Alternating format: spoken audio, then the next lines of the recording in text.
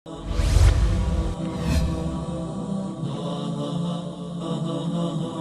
اصل میں کسی ایک خاص مقام سے درس قرآن کی بجائے ایک موضوع پر گفتگو ہے،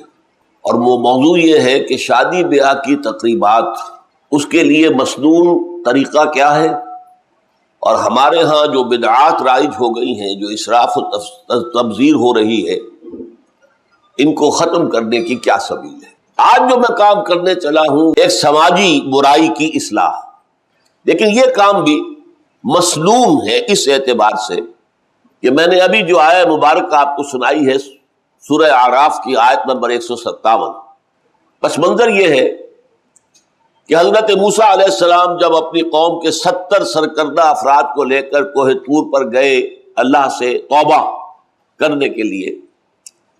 کہ ہمارے لوگوں نے جو گوسالہ پرستی کا جرم کیا ہے، اے اللہ تو بخش دے، اس کا اور ہم نے اس کی سزا بھی دے دی ہے، ان لوگوں کو قتل بھی کر دیا ہے اپنے ہاتھوں سے جنہوں نے شرک کیا، مرتد ہو گئے، پھر بھی اے اللہ تیری معافی کے طلبگار ہے، اور ساتھ ہی دعا کی اے اللہ ہمارے لیے اپنی رحمت لکھ دے، خالص کر دے، معین کر دے ہمیشہ کے لیے کہ ہمارے شامل حال تیری رحمت رہے گی۔ اللہ نے اس کا جواب دیا، میری ایک رحمت تو عام ہے اور وہ پوری دنیا ہر شے اس کے ساتھ شامل ہے، اس کا وجود ہی میری رحمت کی بنیاد پر ہے، لیکن میری ایک خاص رحمت ہے، وہ میں نے ان لوگوں کے لیے مخصوص کر دی ہے جو میرے رسول نبی امی پر ایمان لائیں گے، ان کی پیروی کریں گے، جن کا ذکر وہ موجود پائیں گے لکھا ہوا اپنی کتاب میں، تورات میں اور انجیل میں، اور وہ جب آئیں گے تو کیا کام کریں گے۔ یہ 3 جوڑے ہیں جن کی طرف توجہ دلانا چاہتا ہوں۔ یامرہم بالمعروف وینہاہم عن المنکر، پہلے تو یہ کہ وہ نیکی کا حکم دیں گے، بدی سے روکیں گے۔ دوسرے یحل لہم الطیبات ویحرم علیہم الخبائث، ان کے لیے پاکیزہ چیزوں کو حلال ٹھہرائیں گے اور ناپاک چیزوں کو، گندی چیزوں کو حرام فرما دیں گے۔ تیسری بات وَيَضَعُ عَنْهُمْ إِصْرَهُمْ وَالْأَغْلَالَ الَّتِي كَانَتْ عَلَيْهِمْ، اور ان کے کندھوں پر جو بوجھ پڑے ہوئے ہوں گے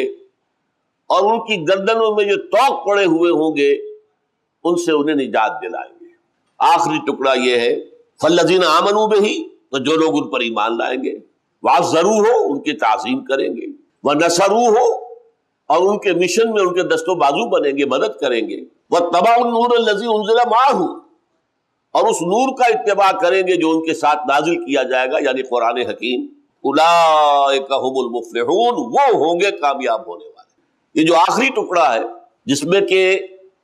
ہر مسلمان کے حضور کی نسبت سے 4 فرائض سامنے آئے، فالذین آمنوا بہ، ایمان، وعزروہ، تعظیم، ونصروہ، اور ان کی مدد کریں، یعنی ان کے مشن میں ان کے دست و بازو بنے، واتبعوا النور الذی انزل معہ، اور اس نور کا اتباع کریں جو ان کے ساتھ نازل کیا جائے گا، یعنی قرآن حکیم۔ یہ 4 حقوق ہیں حضور کے جو مجھ پر، آپ پر عائد ہوتے ہیں۔ اس وقت مجھے اس آیت کا صرف ایک ٹکڑا جو ہے وہ آپ کے سامنے تفصیل سے بیان کرنا ہے۔ وَيَضَعُ عَنْهُمْ إِصْرَهُمْ وَالْأَغْلَالَ الَّتِي كَانَتْ عَلَيْهِمْ، ان پر سے وہ بوجھ ہٹا دے گا۔ اسر ایسے بوجھ کو کہتے ہیں، حمل ایسا بوجھ ہے جسے لے کر انسان چل سکے، اس لیے حمال کہتے ہیں، جو آپ کا بوجھ اٹھا کر یہاں سے وہاں لے گیا، حمال۔ تو بوجھ، حمل تو وہ ہے جس کو لے کر چل سکے، اسر وہ ہے جس کے نیچے انسان دب کر رہ جائے، چل نہ سکے۔ تو ان پر جو اسر لاد دیے جائیں گے اور جو ان کے گردنوں میں توق ڈال دیے جائیں گے، ان سے ان کو نجات دلائے گا۔ یہ کون سے بوجھ تھے اور یہ کون سے توق تھے؟ سب سے پہلے زمینداروں کا، جاگیرداروں کا، سرمایہ داروں کا ظلم جو غرباء پر ہو رہا ہے اور ہمیشہ سے ہوتا آیا، بہت بڑا بوجھ۔ ہاری کام کرے، مزدور محنت کرے، عیش سرمایہ دار کرے، جاگیردار کرے، زمیندار کرے، یہ ایک بوجھ ہے۔ لیکن یہ بوجھ تو ختم ہو سکتا ہے صرف اس صورت میں کہ ایک مکمل اسلامی انقلاب آ جائے، ورنہ نہیں ہٹ سکتا۔ دوسرے بوجھ مذہبی لوگ نئی سے نئی چیزیں ایجاد کرتے ہیں، کچھ اپنے کھانے پینے کا سلسلہ، کسی کے فوت ہونے کے بعد شرعی اعتبار سے نماز جنازہ کے بعد کوئی اجتماعی تقریب ثابت نہیں، سویم ہو رہا ہے، کھانا پکاؤ، اب 7واں ہو رہا ہے، اب 10واں ہو رہا ہے، اب 40واں ہو رہا ہے، اب برسی ہو رہی ہے۔ کتنا بوجھ ہے جو آپ لوگوں پر ڈال رہے ہیں، اور قانون میں مین میخ نکال کر دین کو سخت سے سخت کرتے چلے جانا۔ مولوی اپنے لیے تو کتاب الحیل جانتا ہے، ہیلا کر کے بچ جاؤ، اور دوسروں کو سخت سے سخت حکم سناتا ہے۔ یہ بھی ایک مذہبی اعتبار سے بوجھ